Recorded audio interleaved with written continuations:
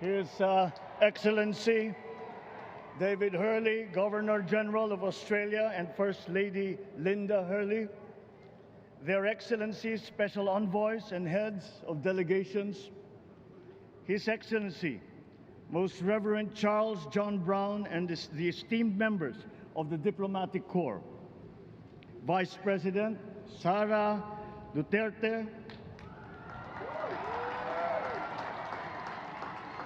President Fidel Ramos, President Joseph Ejercito Estrada,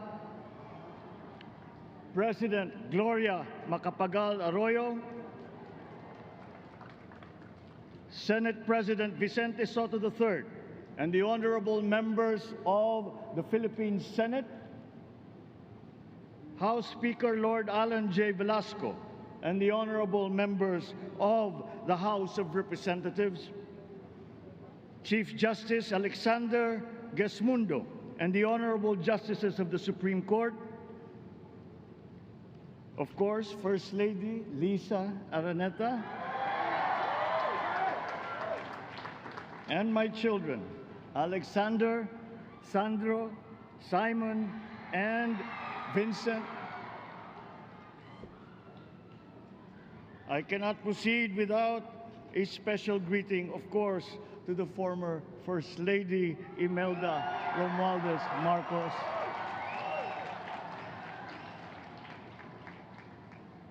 Other distinguished guests, ladies and gentlemen, my friends, ang aking minamahal na mga kababayan,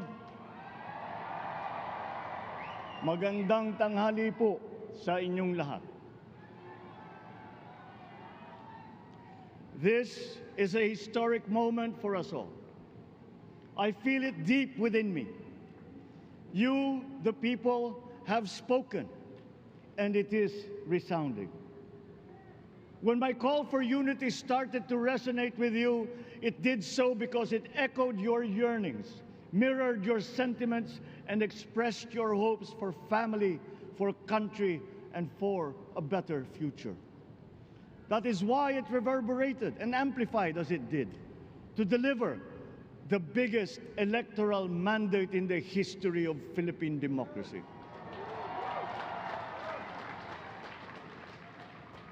By your vote, you rejected the politics of division. I offended none of my rivals in this campaign. I listened instead to what they were saying. And I saw little incompatibility with my own ideas about jobs, fair wages, personal safety, and national strength, and ending want in a land of plenty. I believe that if we but focus on the work at hand and the work that will come to hand, we will go very far under my watch. You believe that too. At pinakinggan ko ang tinig ninyo na ang sinisigaw ay pagkakaisa, pagkakaisa, pagkakaisa. We will go farther together than against each other, pushing forward, not pulling each other back, out of fear, out of a misplaced sense of weakness. But we are the furthest from weak. The Filipino diaspora flourishes even in the most inhospitable climes, where they are valued for their quality. The changes we seek will benefit all and will shortchange no one. I was not the instrument of change. You were that. You made it happen. I am now. You picked me to be your servant, to enable changes to benefit all. I fully understand the gravity of the responsibility that you've put on my shoulders. I do not take it lightly, but I am ready for the task. I will need your help. I want to rely on it. But rest assured, I do not predicate success on the wide cooperation that's needed. I will get it done. I once knew a man who saw what little had been achieved since independence. in a land of people with the greatest potential for achievement, and yet they were poor. But he got it done, sometimes with the needed support, sometimes without. So will it be with his son. You will get no excuses from me.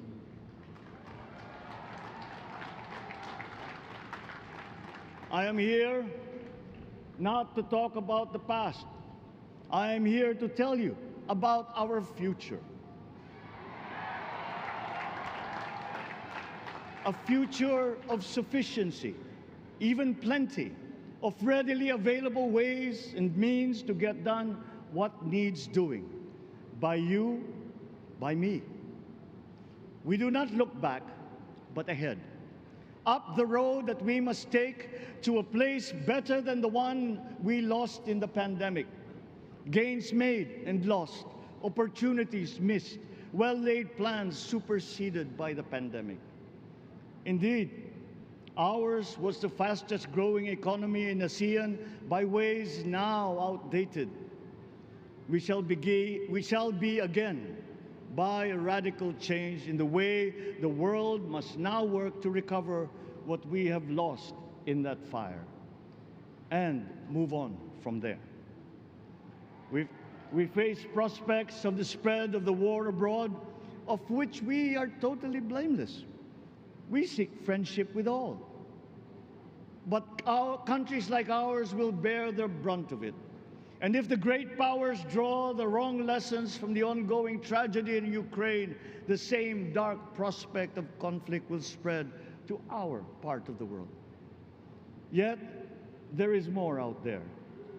Like going forward by new ways of doing that the pandemic forces to adopt. A stronger resilience, quicker adaptability.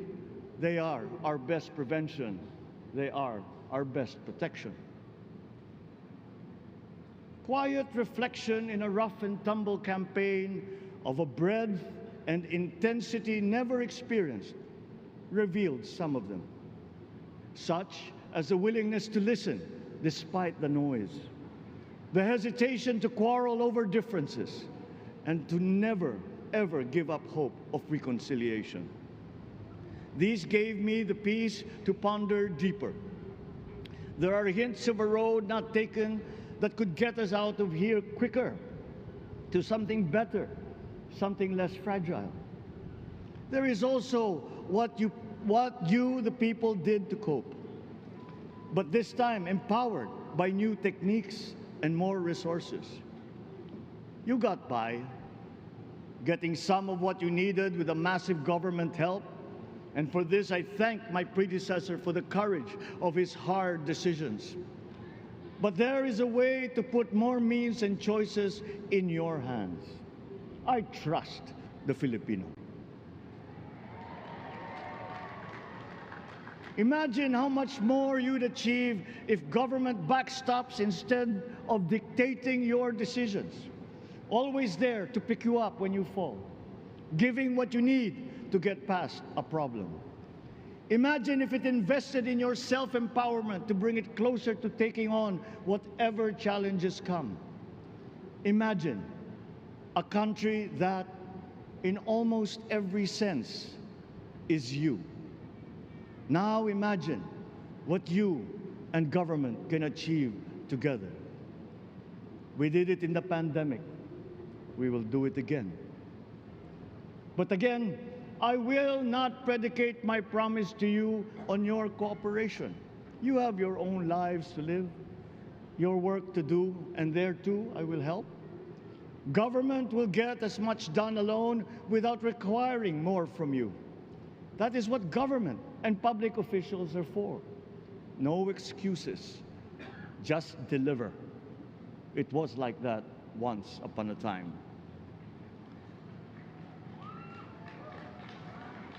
I did not talk much in this campaign. I did not bother to think of rebutting my rivals. Instead, I searched for promising approaches better than the usual solutions. I listened to you. I did not lecture you who has the biggest stake in our success. And the forthcoming State of the Nation will tell you exactly how we shall get this done. In this fresh chapter of our history, I extend my hand to all Filipinos. Come, let us put our shoulders to the wheel and give that wheel a faster turn to repair and to rebuild and to address challenges in new ways, to provide what all Filipinos need, to be all that we can.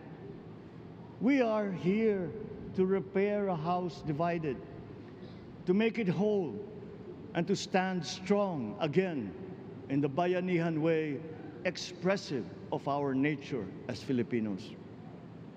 We shall seek not scorn dialogue, listen respectfully to contrary views, be open to suggestions coming from hard thinking and unsparing judgment, but always from us, Filipinos. We can trust no one else when it comes to what is best for us. Past history has often proven that. Solutions from outside divided us. None deepened our understanding. They were always at our expense. Never forget, we are Filipinos. One nation, one republic, indivisible. We resisted and never failed to defeat foreign attempts to break up our country in my father's watch. His strongest critics have conceded that. So let us all be part of the solution that we choose. In that lies the power to get it done. Always be open to differing views, but ever united in our chosen goal. Never hesitating to change it, should it prove wanting. That is how agile, resilient republics are made. Our future we decide today. Yesterday cannot make that decision anymore, nor can tomorrow delay it. The sooner we start, the surer and quicker the prospect of achieving our future. These are troubling times. What's happening to others can happen to us, but it will not. We see what's happening. We are witness to how it is being stopped, and we have seen the glory that crowns struggle against all odds. Giving up is not an option.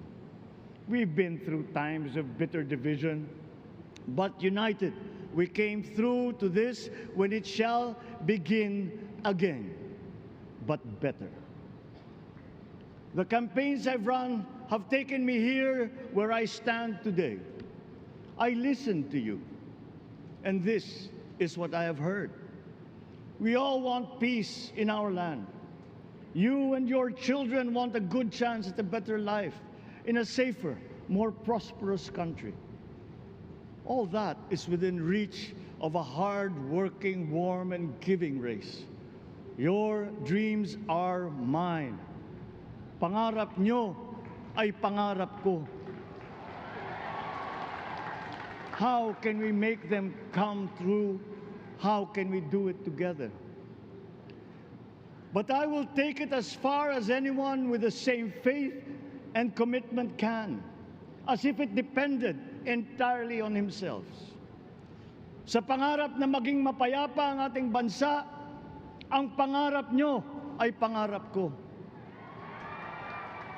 Sa pangarap na maging maunlad ang ating bansa, ang pangarap nyo ay pangarap ko. At sa pangarap na maging mas masinang ang kinabukasan natin at ng ating mga anak, ang pangarap nyo ay pangarap ko. We are presently drawing up a comprehensive, all-inclusive plan for economic transformation. We will build back better by doing things in the light of the experiences that we have had, both good and bad. It doesn't matter. No looking back in anger or nostalgia. In the road ahead, the immediate months will be rough, but I will walk that road with you. The pandemic ravaged bigger economies than ours. The virus is not the only thing to blame. What had been well built was torn down. we will build it back better.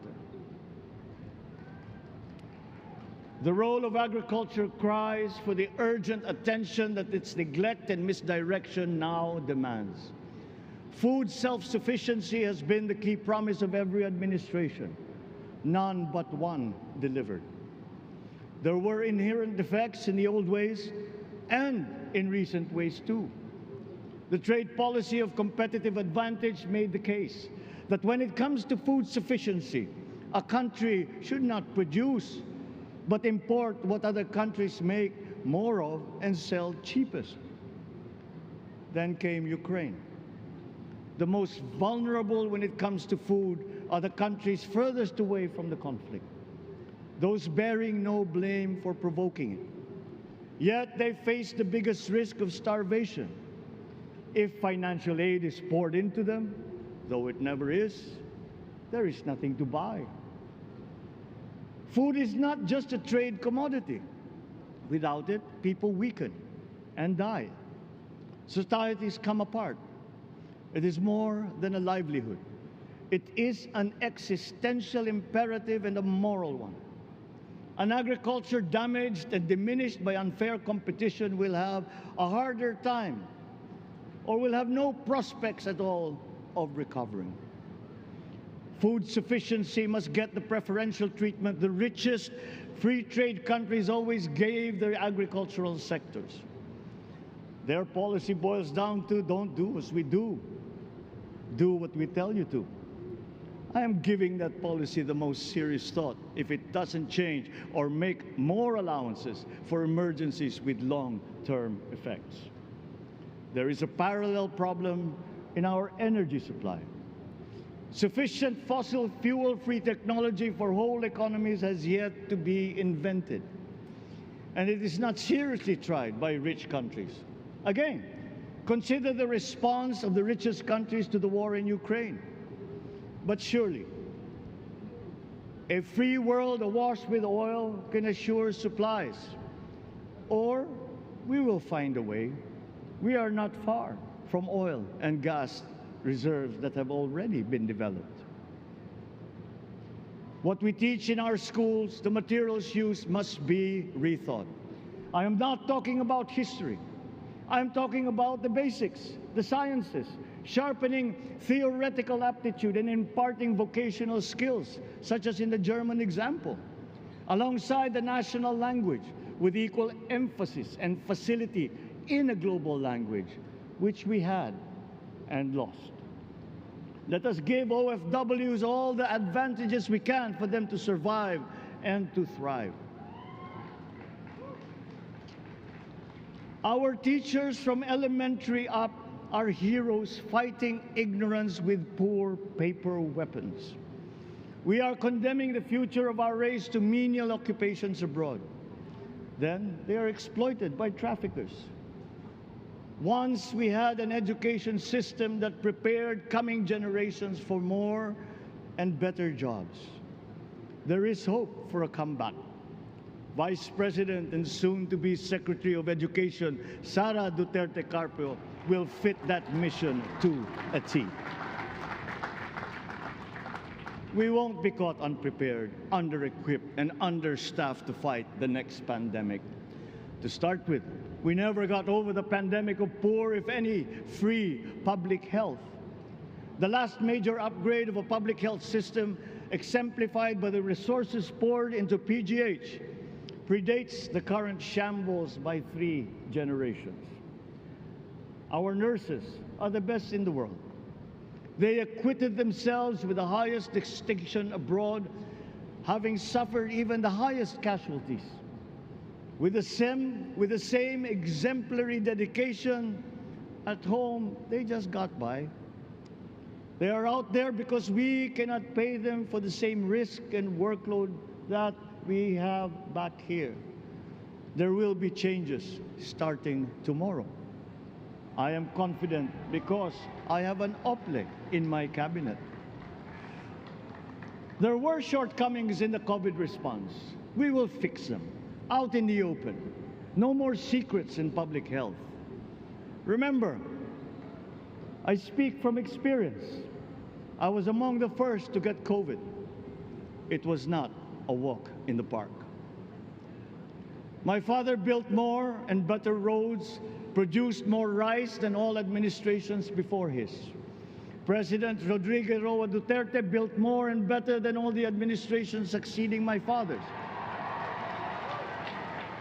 Much has been built, and so well, that the economic dogma of dispersing industry to develop the least likely places has been upturned.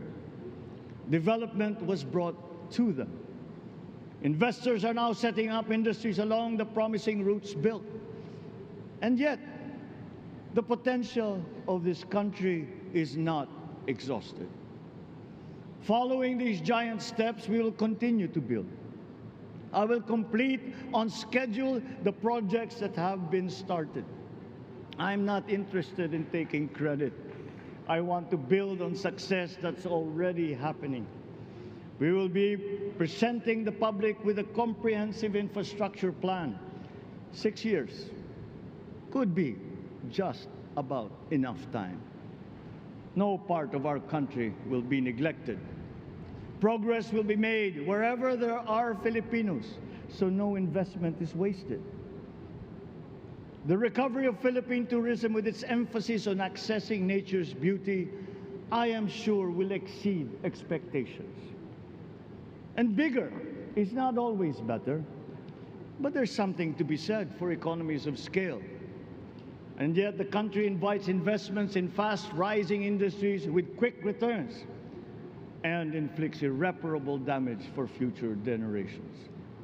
We have yet to see large-scale practical solutions to pollution, though some are beginning to emerge. But there are tried and proven new ways of mitigation. Blades have been turning over the sand dunes of Ilocos Norte, harnessing a power all around, but unseen, long before this day. I built them. The rich world talks a great deal, but does a lot less about it than those with much less, but who suffer more death and destruction from climate change and lack of adaptation. We will look to our partners and friends to help the Philippines, who, despite having a very small carbon footprint, is at the highest risk. First, spare victims, then help them recover, and move on to lessen the harmful impact of climate change. We too have our part to play. We are the third biggest plastics polluter in the world, but we won't shirk from that responsibility. We will clean up. You will not be disappointed, so do not be afraid. With every difficult decision that I must make, I will keep foremost in my heart and in my mind the debt of gratitude I owe you for the honor and responsibility that you have conferred on me. Whatever is in a person to make changes for the better of others, I lay before you now in my commitment. I will try to spare you. You have your other responsibilities to carry. But I will not spare myself from shedding the last bead of sweat or giving the last ounce of courage and sacrifice. And if you ask me why I am so confident of the future, I will answer you simply that I have 110 million reasons to start with. Such is my faith in the Filipino.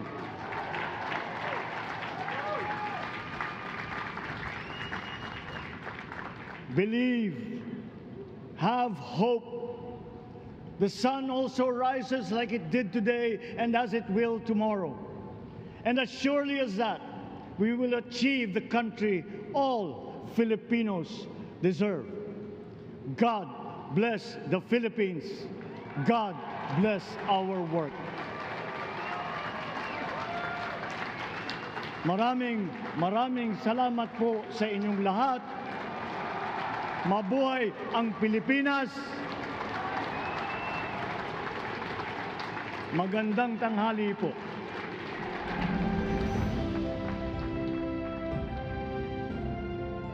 Excellencies, ladies and gentlemen, the President of the Republic of the Philippines, President Ferdinand Marcos Jr.